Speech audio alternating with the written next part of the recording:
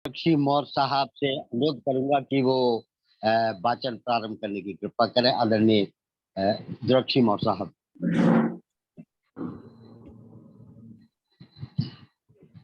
संसार की मानव जाति को समानता, स्वतंत्रता, बंधन और न्याय की शिक्षा देने वाले सम्यक संबोध और आज से 2050 वर्ष पूर्व धर्म का प्रचार प्रसार करने वाले चक्रवर्ती सम्राट अशोक, शिक्षा के अग्रदूत ज्योतिबा फुले, शिक्षा की देवी माता सावित्रीबाई फुले, आरक्षण के जनक छत्रपति साहू जी महाराज, बलिदान की देवी माता रमाबाई, संविधान के रचयिता बौद्ध सत बाबा साहब भीमराव अंबेडकर, सामाजिक परिवर्तन के नायक मान्यवर कांशीराम साहब, बहुजन समाज में जन्मे सभी 150 महामानवों को मेरा कोट कोट नमन। आरबीएम के संस्थापक धर्म प्रकाश भारती जी, कार्यवाहक अध्यक्ष बादल सिंह बौद्ध जी, राष्ट्रीय आचार्य किशोर बौद्ध जी, समस्त आरबीएम के पदाधिकारी और आज के कार्यक्रम के अध्यक्ष के बौद्ध जी, संचालक कदम साहब और आज के जूम में जुड़े हुए सभी उपासक उपासिकाओं को मेरा नमो बुद्धाय, जय भीम। संचालक महोदय के आदेशानुसार बुद्ध और उनका धर्म, इसमें आज का चैप्टर है राजनीतिक और सैनिक शक्ति सामाजिक व्यवस्था पर ही निर्भर करती है।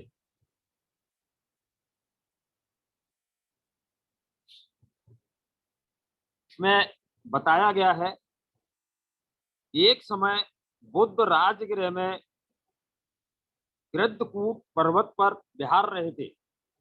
उस समय मगधराज वैदेही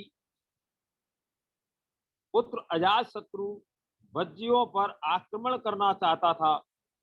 उसने अपने मन में कहा, चाहे वे कितने भी शक्तिशाली क्यों न हो, मैं उन वज्जियों का समूल नाश कर दूंगा।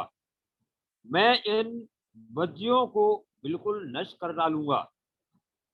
अतः उसने मगध के प्रधानमंत्री वर्षकार को बुलाया और कहा, वर्षकार, तुम बुद्ध के पास जाओ और मेरी ओर से उनके चरणों में अभिवादन करना, फिर उनका कुशल समाचार पूछना कि वे निरोग स्वस्थ तो हैं और आनंद पूर्वक तो रह रहे हैं। और तब उनसे कहा कि मगधराज वैदेही पुत्र अजातशत्रु वज्जियों पर आक्रमण करना चाहते हैं, चाहे वे कितने भी ही शक्तिशाली क्यों न हो। वह उन वज्जियों का सर्वनाश करके ही रहेगा।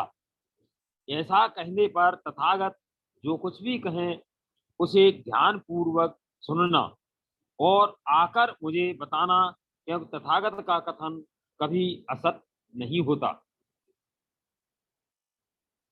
वर्षकार ने राजा के वचनों को सुना और कहा, जैसा आप चाहते हैं वैसा ही होगा। उनके सुंदर सुंदर रथ जुतवा कर वह गृद्धकूट पर्वत पर जा पहुंचा। वहां पहुंचकर वर्षकार ने तथागत को अभिवादन किया, उनका कुशल समाचार पूछा और राजा की आज्ञा के अनुसार मगध राज का संदेश तथागत को दिया। उस समय आनंद थेर तथागत के पीछे खड़े थे।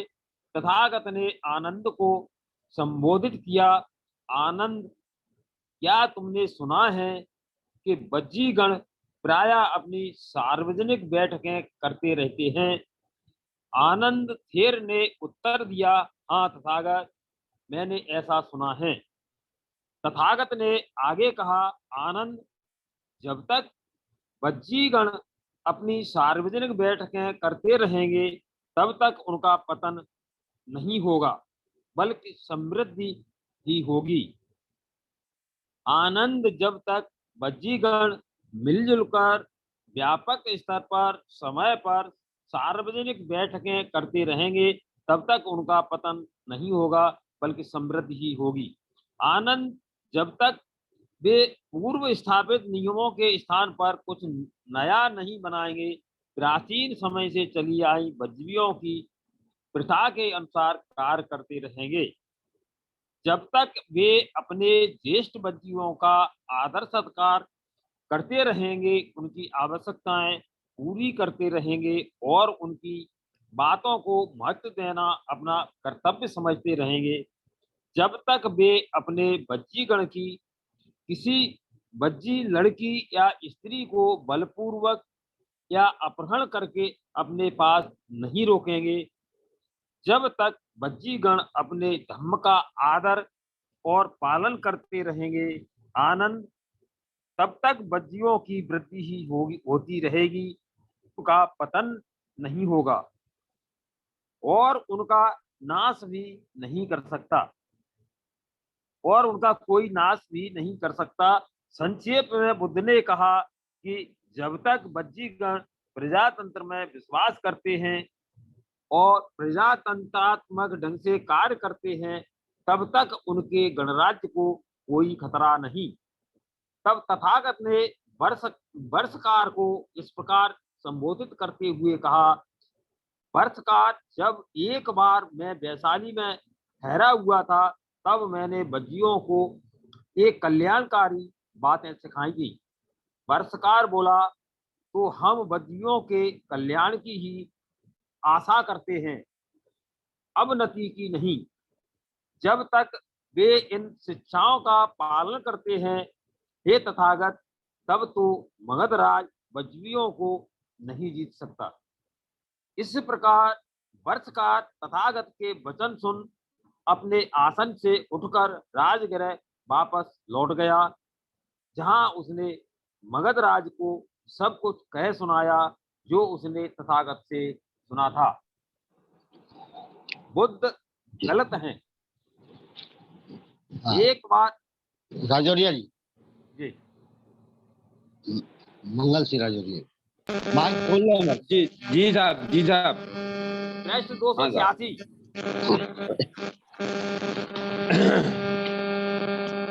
युद्ध गलत है।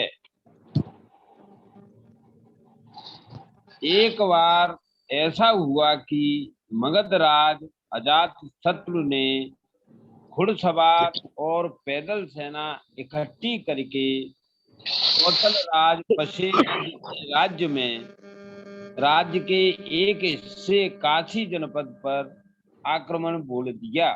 पशे नदी ने आक्रमण के बारे में सुना तो वह भी सेना लेकर अजातशत्रु का सामना करने के लिए निकल पड़ा।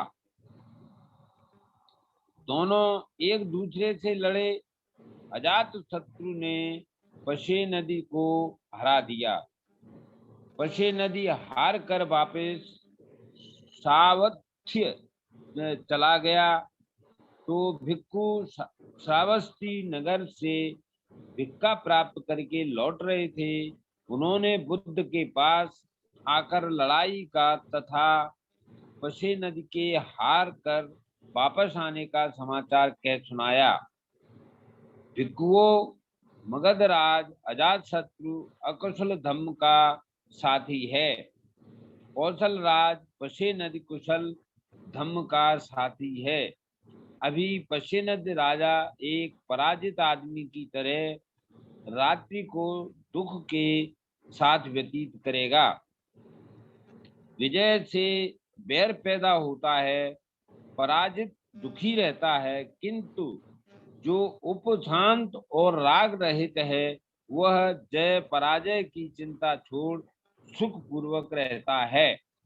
फिर ऐसा ही हुआ कि वे दोनों राजा दूसरी बार फिर युद्ध भूमि में भिड़े, किंतु इस बार उस युद्ध में कौशल राज पशेनद ने अजातशत्रु को हरा दिया और जीवित पकड़ लिया।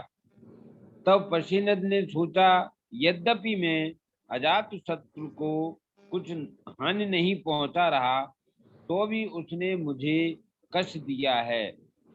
फिर भी वह मेरा भांजा है। कैसा रहेगा यदि मैं उसे जीवित छोड़ दूं? किंतु उसकी सारी सेना, हाथी, घोड़े, रथ और पैदल सेना को अपने अधिकार में ले लूं। उसने वैसा ही किया। सावध्य ने में भिक्षा लेकर लौटने पर भिक्षुओं ने आकर तथागत को यह समाचार सुनाया।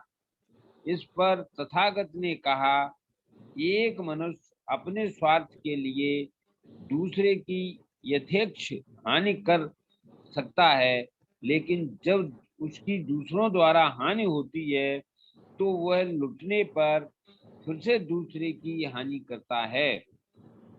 जब तक अकुशल कर्म फल देना आरंभ नहीं करता, तब तक मूर्ख मनुष्य आनंदित होता है, किंतु जब अकुशल कर्म फल देता है तो वह मनुष्य दुखी होता है।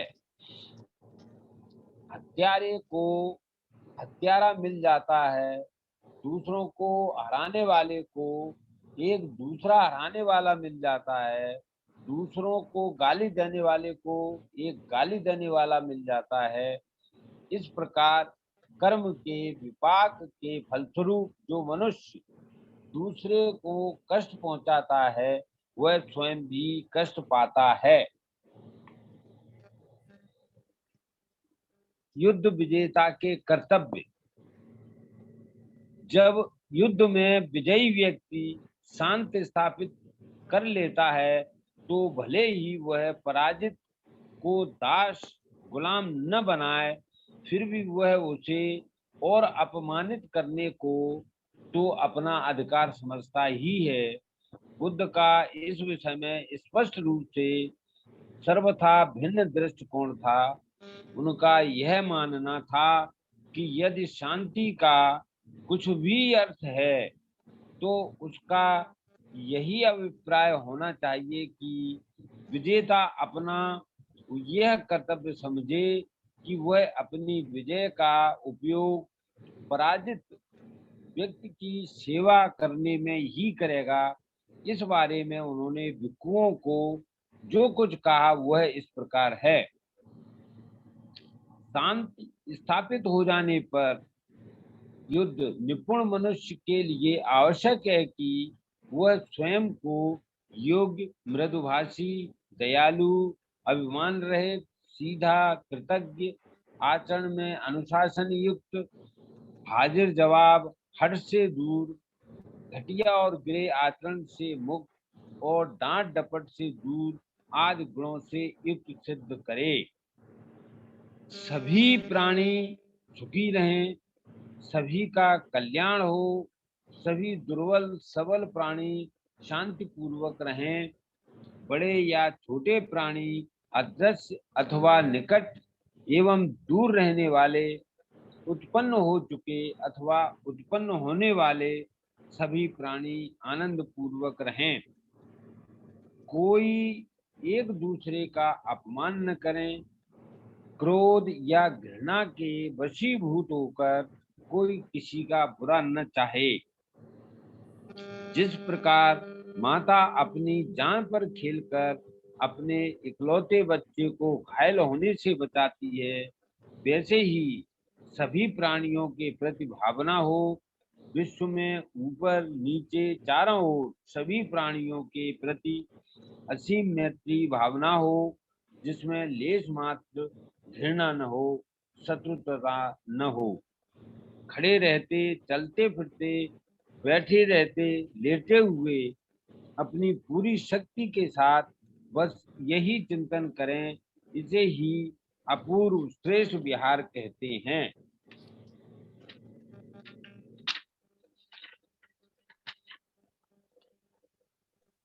आलाप माइक हाँ। आपका। हाँ हाँ द्रोपसी साहब आगे। जी। पांचवा खंड संघ पहला भाग। पांचवा खंड संघ पहला भाग। संघ संघ और उसका संगठन। बुद्ध के शावक दो भागों में विभक्त थे, एक तो भिक्षु और दूसरे गृहस्थ। शावक जो उपासक कहलाते थे, भिक्षु एक संघ में संगठित थे, किंतु वे गृहस्थ नहीं थे। बौद्ध भिक्षु मुख्यतः एक परिव्राजक हैं। यह परिव्राजक संस्था बौद्ध भिक्षुओं से भी प्राचीन है। पुराने परिव्राजक ऐसे लोग थे जिन्होंने पारिवारिक जीवन त्याग दिया था और यह केवल इधर उधर घूमते रहने वालों का एक समूह था।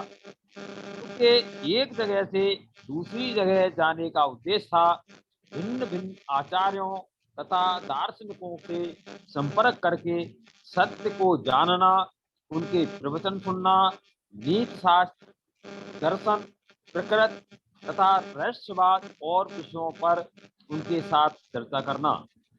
कुछ पुराने ढंग के ऐसे परिव्राजक भी थे जो एक आचार के अधीन तब तक रहते थे जब तक उनको कोई दूसरा आचार नहीं मिल जाता था। कुछ दूसरे किसी को भी अपना आचार न मानते हुए अकेले ही रहते थे। इस पुराने ढंग के परिव्राजकों में कुछ स्त्री परिव्राजकाएं भी थी। स्त्री परिव्राजकाएं कभी कभी पुरुष परिव्राजकों के साथ रहती थी और कभी कभी अपने आप अकेली ही रहती थी।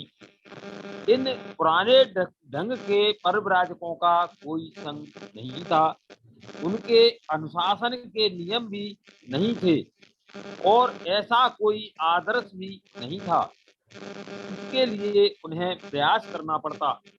इतिहास में पहली बार तथागत ने अपने भिक्षुओं का एक संघ भिक्षु संघ बनाया, उनके लिए अनुशासन के नियम बनाए और आदर्श भी निश्चित किए जिनका उन्हें पालन करना और लक्ष्य प्राप्त करना होता था।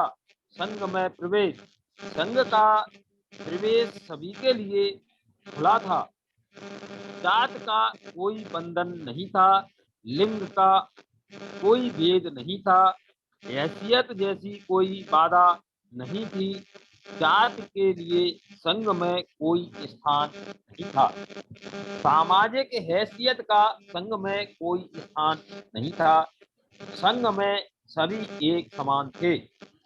संघ में सदस्य का दर्जा जन्म से नहीं बल्कि गुणों से निश्चित होता था।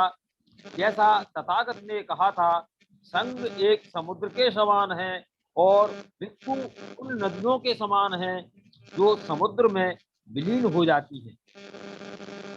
नदी का अपना अलग नाम होता है और अपना अलग अस्तित्व होता है, लेकिन जैसे ही नदी समुद्र में प्रवेश करती है उसका न ही कोई पृथक नाम रह जाता है और न ही पृथक अस्तित्व, उसके साथ मिलकर वह एक हो जाती है। संघ के संबंध में भी यही बात है। जब एक भिक्षु संघ में प्रवेश करता है तो वह समुद्र के जल की तरह अन्य सबके साथ मिलकर एक हो जाता है। तथागत ने कहा, उसकी पृथक जात नहीं रही, उसकी कोई पृथक हैसियत नहीं रही। संघ के अंदर यदि कोई वर्गीकरण था तो पुरुष स्त्री की दृष्टि से था। भिक्षु संघ संगठन पृथक था और भिक्षुणी संघ का संगठन पृथक। संघ में प्रवेश पाने वाले दो वर्गों में विभाजित थे, सामणेर तथा भिक्षु। 30 वर्ष से कम आयु वाला कोई भी व्यक्ति सामणेर बन सकता था। तिरसण तथा 10 चीजों को ग्रहण करने से कोई भी बालक सामणेर बन सकता है। मैं बुद्ध की शरण ग्रहण करता हूँ, मैं धम्म की शरण ग्रहण करता हूँ तथा मैं संघ की शरण ग्रहण करता हूँ। ये तिरसरण है।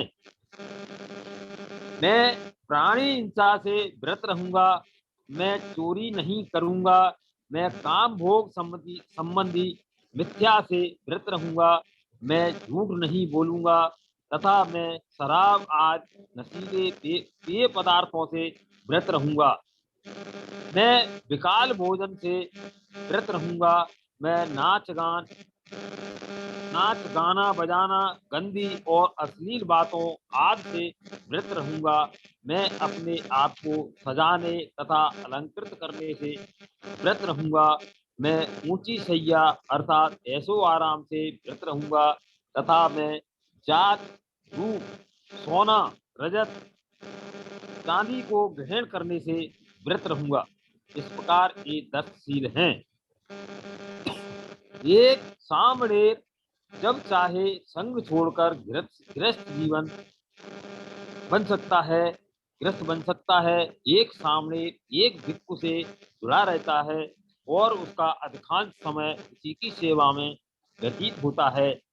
एक प्रकार से उसने अभी उपसंपदा नहीं ली होती है। तो अवस्थाओं में से गुजरने पर मनुष्य पद तक पहुंचता है। पहली अवस्था उपज्जा कहलाती है और दूसरी अवस्था उपसंपदा। उपसंपदा होने पर ही वह भिक्षु बनता है। जो प्रार्थी भिक्षु बनने के उद्देश्य से उपज्जा ग्रहण करना चाहता है, उसे एक भिक्षु की आवश्यकता होती है, जिसे उपाध्याय की भूमिका निभाने का अधिकार होता है।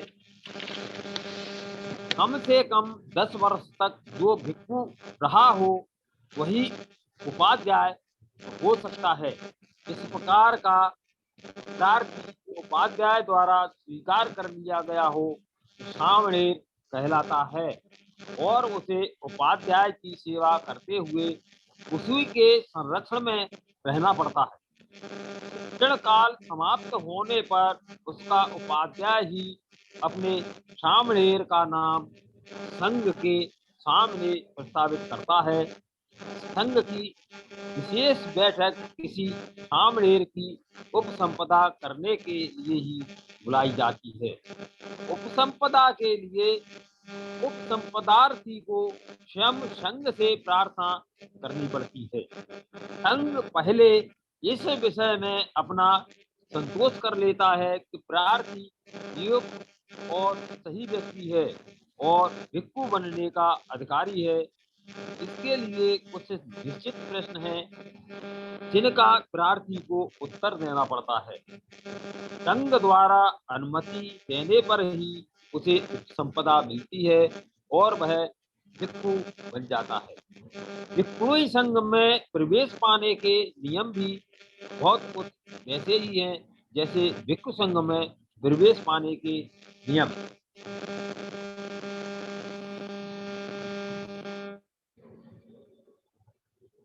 भिक्षु और उनके द्वारा पूर्वक संकल्प। एक उपासक अथवा एक सामणेर भी शील ग्रहण करता है, उसे उनका पालन करना होता है।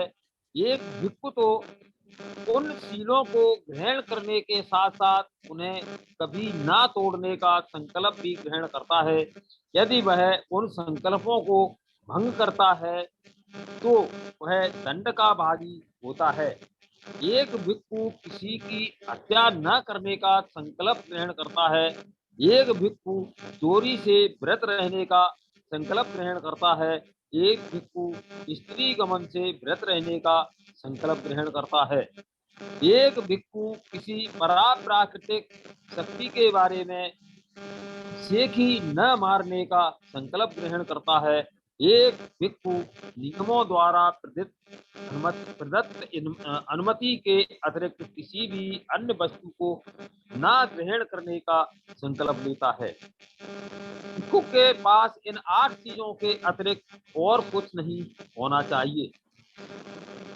3 जीवर, उत्तरासंग ऊपर का वस्त्र, अंतर्वास अंदर का वस्त्र, संग आदि सर्दी आदि से बचाव के लिए दोहरी चादर, कमर पर लपेटने के लिए एक पेटी, टिक्का पात, उत्तरा मतलब रेयर, सुई धागा, पानी छानने का कपड़ा। एक अकिंचना का संकल्प लेता है, उसे भोजन मांग कर ही खाना चाहिए। उसे एकाहारी या विकाल भोजन व्रत होना चाहिए। जहाँ भिक्षु संघ के लिए विहार न बने हों वहां उसे वृक्ष के नीचे ही रहना चाहिए। एक भिक्षु हर प्रकार की आज्ञा मानने का संकल्प नहीं लेता। एक सामने से अपने ज्येष्ठों के प्रति बा सम्मान और शिष्टाचार प्रदर्शन आदि की अपेक्षा की जाती है। निब्बान प्राप्त करना और एक तमोपदेशक के रूप में उसकी उपयोगिता उसकी अपनी ध्यान साधना पर निर्भर करता है। उसे अपने से ज्येष्ठ भिक्षु की आज्ञा में नहीं रहना होता बल्कि ब्रह्म की आज्ञा में रहना होता है। उसका ज्येष्ठ न किसी प्राकृतिक प्रज्ञा का ही मालिक माना जाता है और न उसके पास कोई ऐसी ही सामर्थ्य होती है जो उसे अकुशल कर्म से मुक्त कर सके। वह अपने ही गुण बल पर खड़ा रहता है और अपने ही विकारों से वतन को प्राप्त होता है। इसके लिए उसे सोचने की स्वतंत्रता रहनी ही चाहिए। संकल्पों के भंग होने से भिक्षु का अपराधी बन जाता है। पराजिका का दोषी पाए जाने पर दंड के परिणाम स्वरूप उसे संघ से निकाल दिया जाता है। जी राजौरिया जी, संचालक राजौरिया जी आगे। हाँ साहब, हाँ साहब। भिक्षु और सांघिक नियम संबंधी अपराध। किसी भी संकल्प को भंग करना भिक्षु के लिए धम्म के विरुद्ध किया गया अपराध है। उक्त अपराधों के अतिरिक्त कुछ और भी अपराध थे जो भिक्षु द्वारा हो सकते थे। वे संघादि शेष कहलाते थे। संघादिक नियमों संबंधी दोष विनय पिटक में दी गई सूची के अनुसार संघादि शेष 13 हैं। संघादि शेषों का क्रम पराजिकाओं के बाद है। भिक्षु और संयम। इन अपराधों से साफ साफ बचे रहने की कोशिश के साथ साथ भिक्षु को कुछ और भी प्रतिबंध स्वीकार करने पड़ते हैं और वह एक गृहस्थ के समान स्वतंत्र नहीं रह सकता। इस प्रकार के कुछ प्रतिबंध निसर्गीय परिचित्य कहलाते हैं। इनकी संख्या 26 है जिनका भिक्षु को पालन करना होता है। उनका संबंध जीवरों, ऊनी बिछावन, भिक्षापात तथा औषधि आवश्यकता को उपहार के रूप में स्वीकार करने से है। इनका संबंध सोने चांदी को स्वीकार करने से भी है। भिक्षु द्वारा किए जाने वाले क्रय विक्रय से तथा सांघिक वस्तु को निजी बना लेने से भी है। इन प्रतिबंधों के उल्लंघन का दंड भी निस्संगीय, नैसर्गिक और पाश्चाताप प्रकट करना ही है। इन प्रतिबंधों के अतिरिक्त भिक्षु जीवन के लिए कुछ और भी प्रतिबंध हैं जिनका पालन करना भिक्षु के लिए आवश्यक है। ये पाचित्य कहलाते हैं। उनकी संख्या 92 है।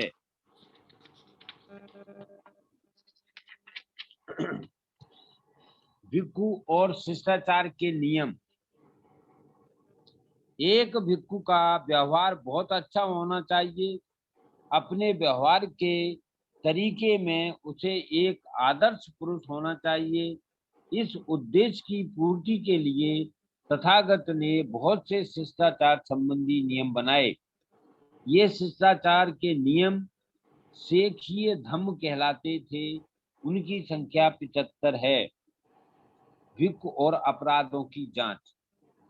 इन नियमों तथा विधान का बनाया जाना मात्र औपचारिकता नहीं था उनकी कानूनी स्थिति थी जिसके अंतर्गत निश्चित आरोप तथा उस पर विचार व दंड आते थे।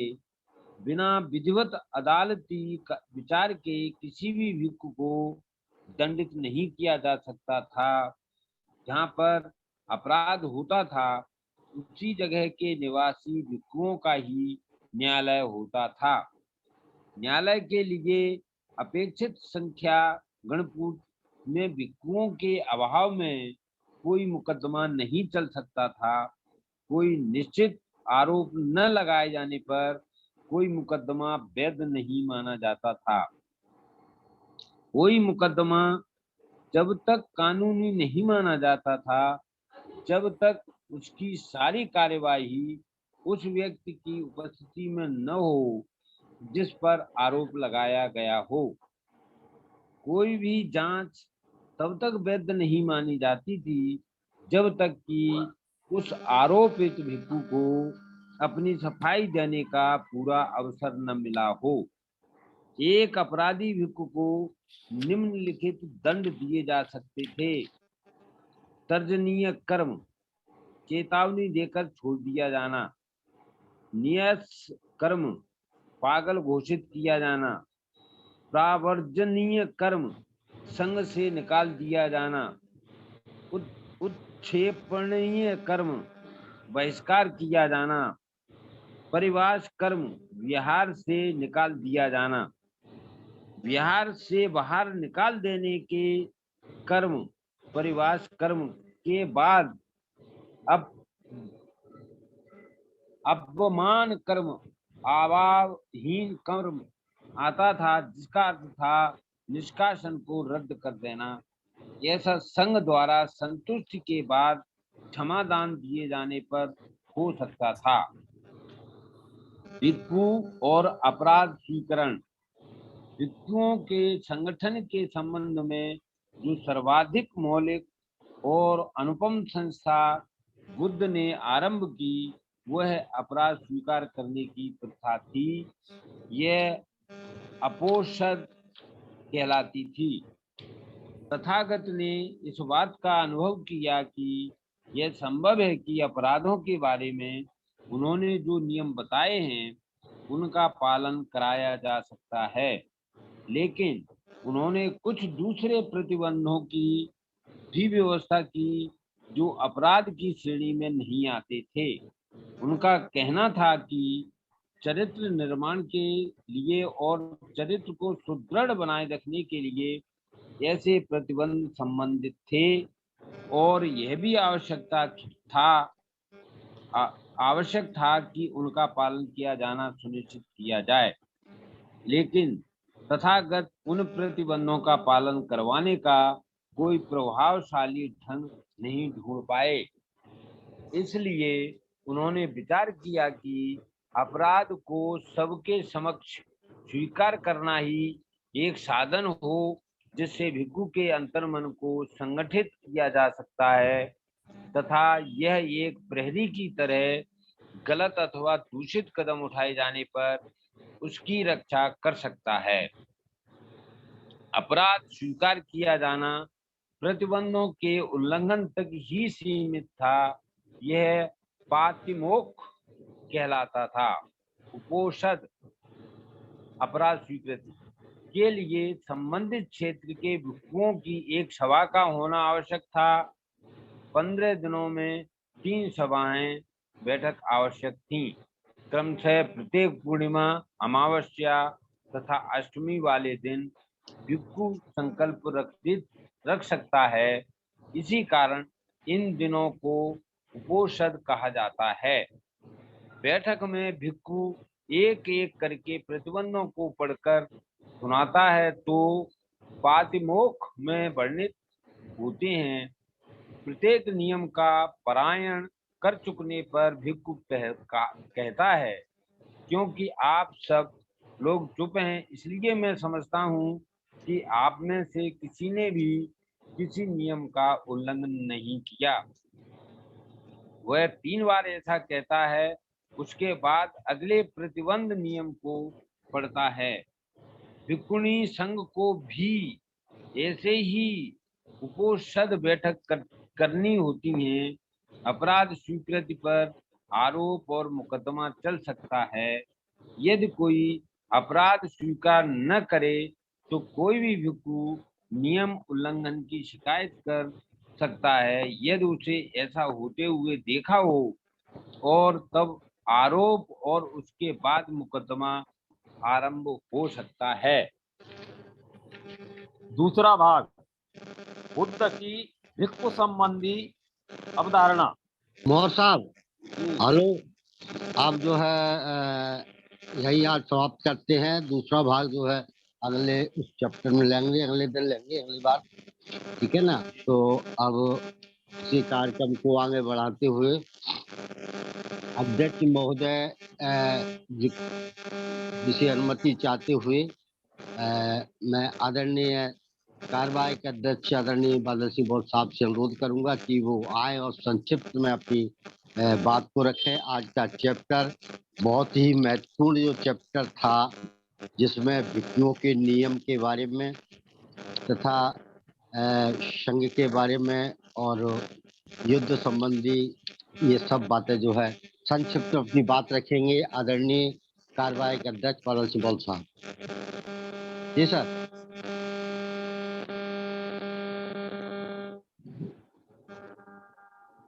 आदरणीय बादल सिंह साहब, कार्यवाहक अध्यक्ष जी। सर, आज के अध्यक्ष जी थे तो उनसे बात करवा। हाँ, उनको बाद में बुलाएंगे। आप संक्षिप्त में अपनी बात रखें, बहुत महत्वपूर्ण चैप्टर था, आप संक्षिप्त में अपनी बात रखें। जी जी, जी बहुत साधुवाद माननीय संचालक जी और सभी उपस्थित आदरणीय जन, कार्यक्रम के अध्यक्ष महोदय, हमारे संस्था के संस्थापक माननीय धर्मप्रकाश भारती साहब, आचार्य जी और अन्य सभी आदरणीय जन उपस्थित। आज का वास्तव में ही बहुत महत्वपूर्ण चैप्टर है। पहला बिंदु जो था, उस बिंदु में जो दो राष्ट्रों के बीच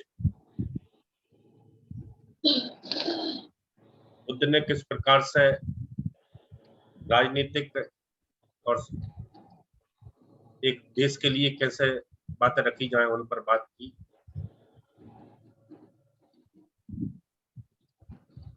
दूसरा, भिक्षु के और श्रामणेर के बारे में महत्वपूर्ण बात रखी गई है कि कोई भी व्यक्ति श्रामणेर किस अवस्था में बन सकता है। 10 त्रिशरण और 10 शील को ग्रहण कौन कर सकता है, वह श्रामणेर कहलाता है। इसकी उम्र की सीमा इसमें रखी गई है कि 20 साल से पहले तक त्रिशरण और पंचशील को ग्रहण करके वरिष्ठ भिक्षु की शरण में रहकर कोई भी व्यक्ति श्रामणेर बन सकता है। और जितने समय तक आप श्रामणेर बन सकते हो उतने समय तक श्रामणेर रह सकते हो। उसके बाद गृहस्थ जीवन में आकर पुनः प्रवेश कर सकते हो। भिक्षुओं के लिए अलग अलग जो 10 शील है, शीलों के साथ साथ उनके लिए एक कठिन व्रत भी है। तो उपासकों के लिए शील जो पंचशील है, ऐसा कहा गया है कि उपासकों के लिए पंचशील और भिक्षुओं के लिए शील जो 10 शील है, ये व्रत है, उनके लिए अनिवार्य व्रत है। अगर कोई इन व्रतों को नहीं मानता है या खंडित करता है या नियमों को तोड़ता है तो उनके लिए जो उपोषित बताए गए हैं, अपराध स्वीकृति। अब हमारे अधिकतर साथी उपोषित को क्या ले लेते हैं कि एक व्रत करना है, व्रत मात्र में ले लेते हैं कि उस दिन भूखा रहना है, खाना नहीं खाना है और शाम को खाना खा के अपने हिसाब से आचरण करना है। ऐसा नहीं है। जो हमारे धर्म के आचार्य गण है, जो धर्म की अच्छे से गहराई को समझते हैं, व्रत के साथ साथ आपको ये व्रत लेना है कि मैंने पिछले दिनों में कौन कौन से अपराध किए हैं, उन अपराधों की मैं तथागत के सम्मुख, संबोधि के तथा बाबा साहब के सम्मुख बैठकर अपराधों की स्वीकारोक्ति करूंगी और आगे भविष्य में इन अपराधों को ना करने के लिए भी संकल्प लूंगा या लूंगी। ऐसा मेरा व्रत आज का रहेगा या रहता है। 4 प्रकार के व्रत हैं इसमें, दोनों पक्षों की 2 अष्टमियां और कृष्ण पक्ष की चतुर्दशी जिसे हम 14 कहते हैं और शुक्ल पक्ष की पंचदशी जिसे हम पूर्णिमा कहते हैं। ये 4 उपोषित अनिवार्य हैं। हमारे जो आचार्य हैं वो इसके बारे में विशेष रूप से बताते हैं। इनको ही 4 प्रकार से अलग परिभाषित किया गया है। गोपाल उपोषित, निगट उपोषित, व्रत उपोषित, ऐसे करके इनको समझाया गया है अलग अलग तरीके से। और भिक्षु अगर इन व्रतों को छोड़ता है, इनसे अलग रहता है, तो उसको फिर भिक्षु संघ के ही समक्ष न्यायालय चलाकर न्यायालय में उनकी बातों को रखा जाए। और भिक्षुओं के जैसे नियम थे वैसे ही नियम भिक्षुनियों के भी थे। और 8 वस्तुओं के अलावा अन्य कोई वस्तु भिक्षु अपने पास नहीं रखेगा। उन 8 वस्तुओं का भी वर्णन आज के उसमें आया है। ये महत्वपूर्ण बातें आज के विशेष रही हैं जो विनय पिटक से विस्तार से पढ़ने को हमको मिल सकती है। दोनों भिक्षुओं के नियम बिना पिटक से रखी गई हैं। और शीलों के बारे में आपने अच्छे से जाना कि शील कौन कौन से हैं, हम जानते भी हैं। आज की ये विशेष महत्वपूर्ण चर्चा है, समय कम है, आपने मुझे समय दिया, बहुत बहुत साधुवाद। बहुत बहुत साधुवाद आदरणीय साहब, आपने जो है संक्षिप्त में सभी बिंदुओं पर प्रकाश डाला और बहुत अच्छी से व्याख्या की। अब मैं आदरणीय अध्यक्ष महोदय से अनुरोध करता हूं कि वो आए और अपना अध्यक्षीय उद्बोधन प्रस्तुत करें। आदरणीय के बहुत साहब।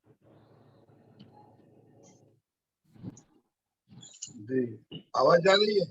आ रही है सर, आ रही है। अच्छा। तथागत बुद्ध, बोधिसत्व डॉक्टर भीमराव अम्बेडकर एवं समस्त महापुरुषों को नमन। राष्ट्रीय बौद्ध महासभा के संस्थापक अध्यक्ष माननीय धर्म प्रकाश जी, कार्यकारी अध्यक्ष बादल बौद्ध जी एवं समस्त बहनों भाइयों को नमो बुद्धाय, जय। आज का जो कार्यक्रम हुआ उसमें 2 चैप्टर है। एक है कि राजनीतिक सैनिक शक्ति सामाजिक व्यवस्था पर निर्भर करती है, और दूसरा जो चैप्टर उसमें हुआ वो भिक्षु संघ के बारे में। तो भिक्षु संघ का तो हम लोग अभी सुने ही, खास करके जो विशेष बात है वो आपको हम राजनीतिक शक्ति और सैनिक शक्ति व्यवस्था, सामाजिक व्यवस्था पर हम थोड़ा सा बहुत बताएंगे।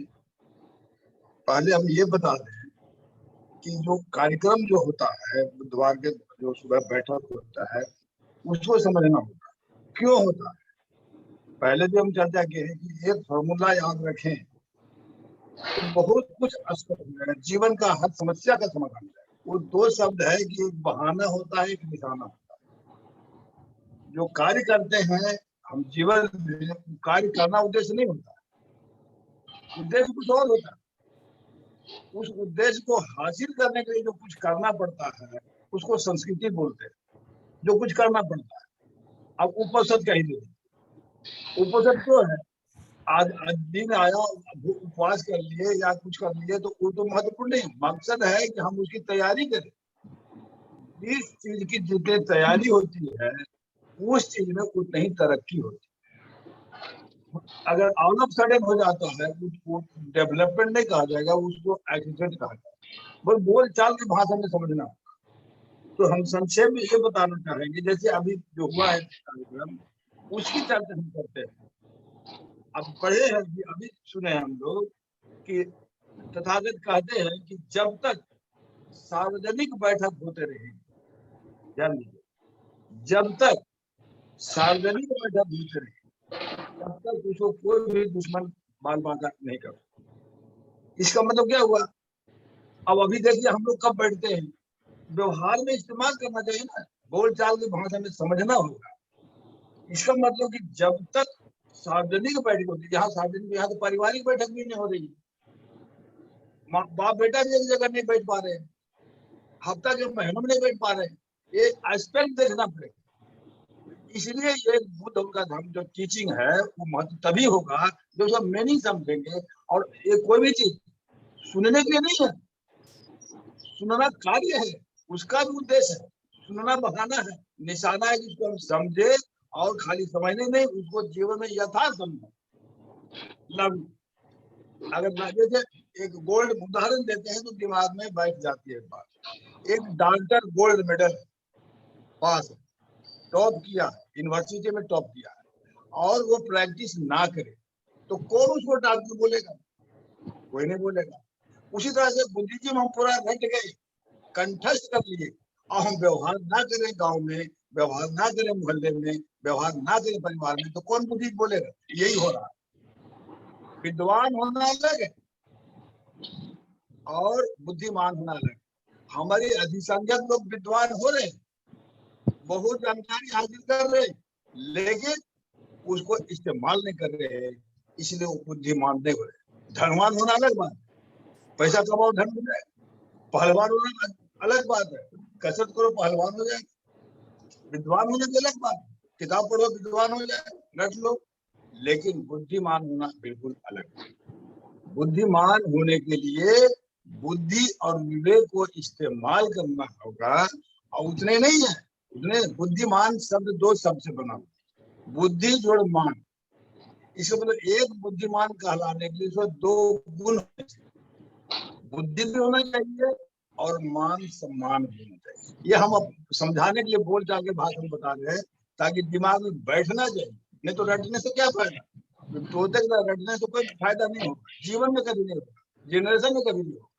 इसलिए हमें समझने के लिए लोग लागू करें आपस में, इसके लिए हमें मौका है। इसलिए हम आपको बता देना चाहते हैं कि हमें बुद्धिमान बनना होगा। बुद्धिमान बनने का अर्थ है कि जो भी जानकारी हमको हासिल हुआ उसको हम इस्तेमाल, जैसे अभी पढ़े हम लोग, जब तक सार्वजनिक बैठकें होती रहेगी कोई दुश्मन उसको हरा नहीं सकता।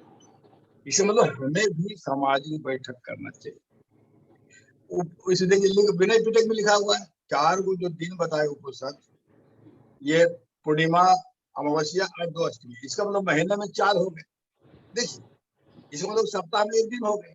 और हमारा दावा है कि आप सभी हम लोग जानते हैं, इवन क्राइस्ट भी बुद्धिज्म पढ़े हैं, वो भी 2, 4, 10 साल नहीं 17 साल पढ़े, तक्षशिला में पढ़े। तो और ये पढ़ कर वहां गए हैं और अपने देश और काल और परिस्थिति अनुसार अपना वहां सिस्टम बनाया। उन्होंने सप्ताह में एक इसी दिन को, जो पूर्णिमा मत्स्य हम लोग बोल रहे हैं, इसी दिन को उन्होंने 4 दिन में रख दिया। उधर दिन चलता होगा, महीना चलता होगा, हो सकता है था, तो अपने स्थिति अनुसार वो 4 दिन रख दिए। इस्लाम उसके बहुत बाद आया, उन्होंने भी 4 दिन रखा, 4 ही दिन है, वही दिन है।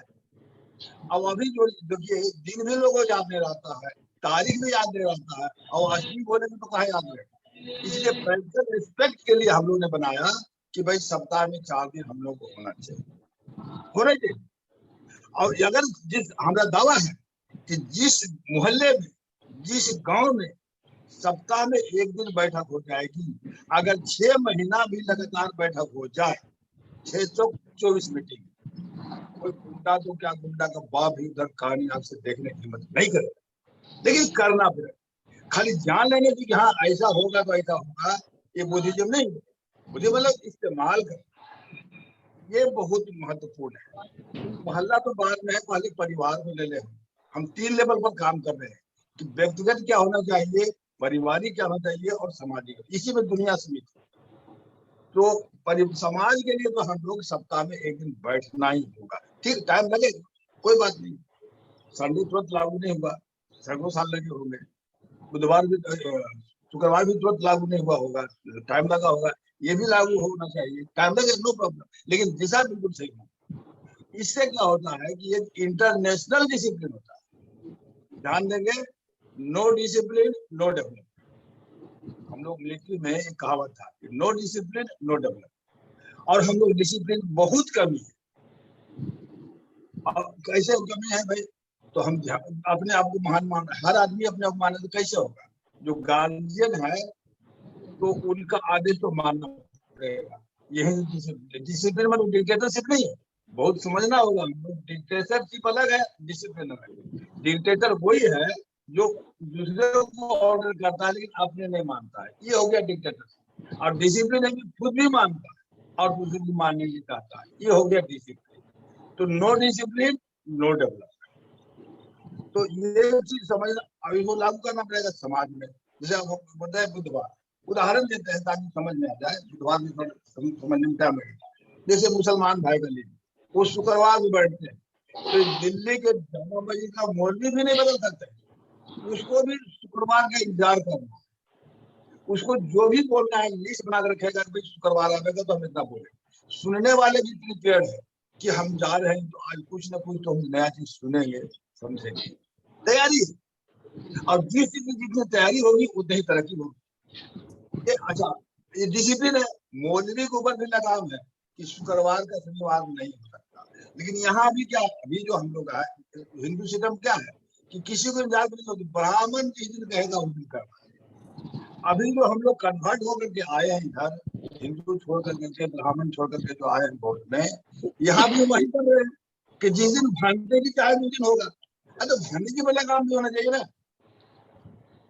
तो इसलिए बिल प्रैक्टिकल बात बता रहे हैं, सभी समय इंपॉर्टेंट होना चाहिए। आज दुनिया में रोजाना उपलब्ध है, इसलिए करके हमें इसको हर हालत में लागू करना होगा अगर हम जीवन में और जनरेशन में सफलता चाहते हैं तो। अब देखिए लिखे हैं चार दिन वाली बात हो गई। अच्छा, अब क्या लिखे? प्रेम कर। देखिए अभी तो उसमें टॉपिक था ना कि सभी प्राणियों के प्रति प्रेम की भावना तो एक करना पाना। तो हम एक एक शब्द लेते हैं, एक शब्द, एक धर्म का एक शब्द, ताकि दिमाग में बैठे और तुलना करके बताते हैं कैसे फर्क पड़ता है। सबसे पहले मुसलमान भाई का लेते हैं इस्लाम। इस्लाम किसी जाति विशेष के लिए नहीं है, दुनिया के लिए। उसका एक शब्द लेते हैं, वो है भाईचारा। ईसाई का हम एक शब्द लेते हैं, करुणा। बुद्धिस्ट का एक शब्द लेते हैं, नहीं, ईसाई का क्षमा है। मुस्लिम का एक शब्द भाईचारा, ईसाई का एक शब्द क्षमा, बुद्धिस्ट का एक शब्द करुणा, और ब्राह्मण का एक शब्द घृणा। 4 शब्द नियम बना हुआ। जो ईसाई भाई का जो मुस्लिम भाई का जो है उसका जो जितना भी इस्लाम का नियम कानून बना हुआ है, उसका एक शब्द का विश्लेषण है कि किस तरह से ये मानव बॉडी में, मानव ब्रेन में भाईचारा का भाव पैदा किया जाए। इसी के लिए उन्होंने एक लाइन में खड़ा किया। कहावत है कि एक ही शब्द में खड़े हो गए, मोहम्मद व एराज, ना कोई बंदा रहो ना कोई बंदा। सिस्टम उद्देश्य है भाईचारा, वहां कोई महान नहीं। तो ये भाईचारा भी इंटरनेशनल हो, ये नेशनल नहीं है, ये जिला लेवल पर नहीं है, मोहल्ले के नहीं है, पूरा इंटरनेशनल। एक शब्द भाईचारा। अब आइए ईसाई भाई का एक शब्द कि मानव का हृदय, मानव के दिल और दिमाग को ऐसा बनाया जाए कि लोगों के प्रति क्षमा का भाव रखे। इसका मैं उदाहरण देता हूँ, आप सुने होंगे उड़ीसा में एक ईसाई मिशनरी का पति को भी और बेटा को भी गाड़ी, बंद गाड़ी में था, उसमें जला दिया। वो विधवा जो बन गई महिला, वो अभी है जीवित। उन्होंने देर से पहले वो केस हुआ तो हुआ, उन्होंने क्षमा कर। तो जिसका बेटा मारा गया हो, जिसका पति मारा गया हो, महिला इतना महान हुई कि जो हुआ कि कोर्ट की सजा करेगा उसको, वो क्षमा कर। ये क्षमा का भाव कैसे एक दिन थोड़े पैदा होता है। लोगों के प्रति, आम लोगों के प्रति भाव ऐसा होना चाहिए, वो क्रिश्चियन में पैदा किया गया। अब आइए बुद्धिस्ट का। हम करुणा, अभी क्या बोले, जैसे बताए थे कि भाई सभी लोगों के प्रति प्रेम करुणा की भावना, किसी के प्रति, अपनी बीवी प्रति करते हैं वो महान काम नहीं है, बच्चों प्रति वो महान काम नहीं, स्वाभाविक। लेकिन अगर किसी अनजान व्यक्ति के प्रति भी आप करुणा का भाव रखते हैं, ये बुद्धि की थ्योरी, प्रैक्टिकल आपको करना पड़ेगा। तो ये है। अब इसके उलट इस तीनों के विपरीत ब्राह्मण का सिस्टम क्या है, घृणा पर आधारित है। और घृणा कैसे पैदा किया गया, ये भी मैं एक दो मिनट में बता देता हूँ, टाइम तो हो गया है। पहला सवाल है कि बिना जाति का कोई हिंदू हो नहीं सकता, पहला सवाल खत्म। दूसरा पॉइंट है कि कोई भी दो जाति आपस में बराबर हो नहीं सकती। जो बराबर नहीं होगा तो ऊंचा होगा या नीचा, जब ऊंचा नीचा होगा तो समता तो होगा नहीं, विषमता। और बिना बीज लिखे हुए हम विषमता लिख नहीं सकते। इसमें कोई भी दो जाति, हम ब्राह्मण समाज नहीं बोल रहे, क्षत्रिय और मराठा नहीं बोल रहे, कोई भी दो जाति आपस में बराबर नहीं, तो विषमता है। इसका मतलब कि कोई भी दो जाति तो 20 भरा हुआ है, जो 20 भरा हुआ रहेगा तो आपस में प्रेम होगा कि घृणा होगा, स्पष्ट घृणा। तो ये जो बनावट है समाज का वो टोटली घृणा पर आधारित है। तो ये चीज अगर हम समझ जाएंगे तो स्वभाव है कि हम करुणा का भाव पैदा कर सकते। समझना होगा, हम समझ नहीं रहे हैं, फॉर्मूला रट रहे हैं, लेकिन फॉर्मूला को तो इस्तेमाल नहीं देते मैथमेटिक्स बनाने के लिए। तो अभी आज इतना ही देते हैं, समय हो गया है। और अभी आप लोगों ने विचार सुना और हम उम्मीद करते हैं कि आप लोग इस पर चिंतन मनन कर, क्योंकि हम ये भी जानते हैं कि दुनिया में वही सुधरा है जो सोचा। सुनने से कोई सुधरता नहीं, समझने से नहीं सुधरता। पहले सुनना होता है, फिर उसको समझना होता है, तब सोचना होता है। और जो सोच लेगा दुनिया का कोई ताकत उसको सुधरने से रोक नहीं सकता, और जो नहीं सोचेगा दुनिया का कोई भगवान उसको सुधार नहीं सकता। इसी के साथ हम अपने विचार को विराम देते हैं। कार्यक्रम चलते रहना चाहिए। आप देख रहे हैं कि संख्या बढ़ रहा है, पहले 30-35 होता था, अब 50 के ऊपर जा रहा है, बहुत अच्छा लग रहा है। एक कंटिन्यू होना चाहिए। और इसलिए सभी मंगल सिंह रजौरिया भी बहुत अच्छे बोले, दुर्ग सिंह भी बहुत अच्छे बोले, संचालन तो श्रीमान का बहुत अच्छा है। इनका जो बच्चों के साथ बैठते हैं तो बहुत अच्छा लगता है ना। इसी के साथ सभी को नमो बुधाए। बहुत बहुत साधुवाद आदरणीय के बोस साहब, आपने बहुत अच्छी तरह से व्याख्या की, चाहे सामाजिक और संचालक जी, जी हाँ जी साहब भी जुड़े हैं, साहब को संदेश देना चाहेंगे। 2 मिनट का समय। जी जी जी जी जी। मैं तो अभी समापन ही करा दो। जी जी, अपन लोग 5 जून को बात करेंगे। अच्छा, मेरा निवेदन एक है कि आज का पहला बिंदु था, जी जी जी, उस बिंदु को हम दोबारा से पढ़ के आएंगे। ये संघ और संगठन के बारे में है, इसको हम रविवार के अच्छे से व्याख्या करेंगे, इसलिए मैंने इस बिंदु को छोड़ दिया था। ये विस्तार से 5 तारीख को हम इस पर चर्चा करेंगे। जी जी, बहुत अच्छा, बहुत अच्छी बात, बहुत अच्छी बात। और दयालु राम साहब जुड़े हुए, आपको भी जय भीम को बताएं। बहुत दिन में जुड़े हैं आप सभी को बहुत बहुत साधुवाद आज के कार्यक्रम के लिए। और अब मैं अनुमति चाहूंगा अध्यक्ष जी कि जो है हम कार्यक्रम को सभ्य सत्ता के माध्यम से कार्यक्रम को समापन की ओर ले जाएं। तो सभी लोग जो है माइक को खोलने में अनुमति, अपने माइक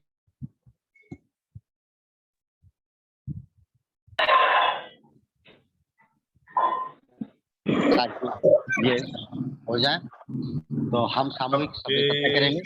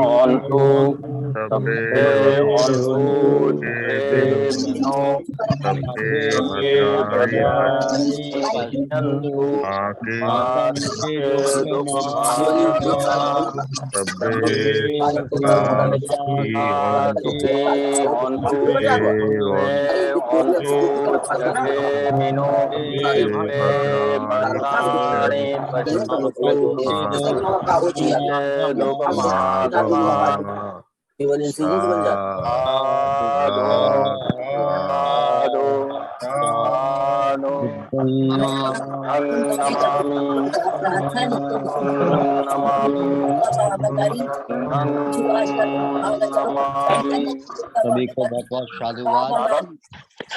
श्रीलंका से जो बच्चे भी जुड़े हैं उनसे आपसे निवेदन है कि आप अपना कॉन्टेक्ट नंबर चैट बॉक्स में बुद्धि हीन इन श्रीलंका, respected Buddhi हीन इन Sri Lanka, please send your contact number in chat box.